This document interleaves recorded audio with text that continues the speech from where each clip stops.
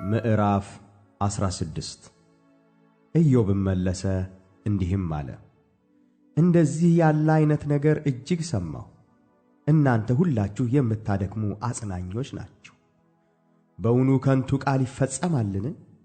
ወይስ ትመልስ ዘንድ ያነሳሳህ ምንድን ነው? እኔ ደግሞ እንደናንተ እናገር ዘንድ ይቻለኝ ነበር። ነፍሳችሁ በነፍሴ ፈንታ ቢሆን ኖሮ እኔ በእናንተ ላይ ቃል ማሳካት ራሴንም በእናንተ ላይ መነቅነቅ በተቻለኝ ነበር።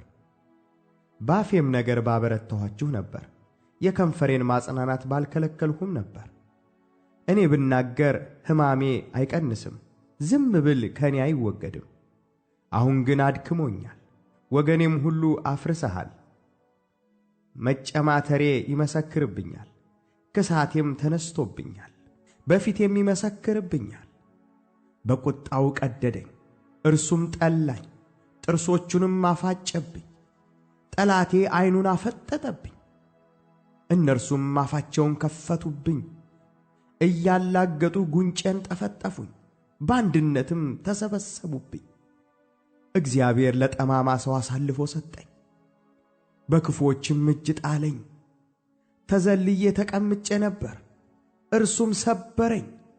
አንገቴንም ይዞ ቀጠቀጠኝ፣ እንደ ዓላማ አድርጎ አቆመኝ። ቀስተኞቹ ከበቡኝ፣ ኩላሊቴንም ቆራረጠ። እርሱም አራራም፣ ሐሞቴን በምድር ላይ አፈሰሰ። በቁስል ላይ ቁስል ጨመረብኝ፣ እንደ ኃያል እየሰገገ ይሮጥብኛል።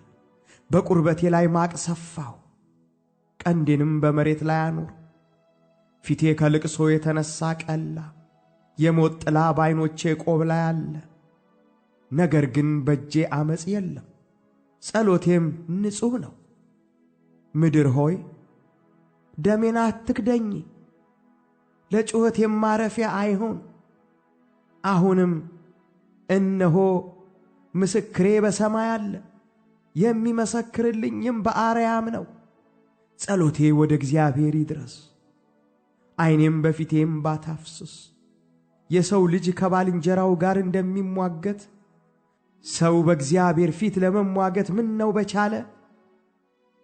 ጥቂቶች ዓመታት ካለፉ በኋላ እኔ ወደማልመለስበት መንገድ እሄዳለሁ።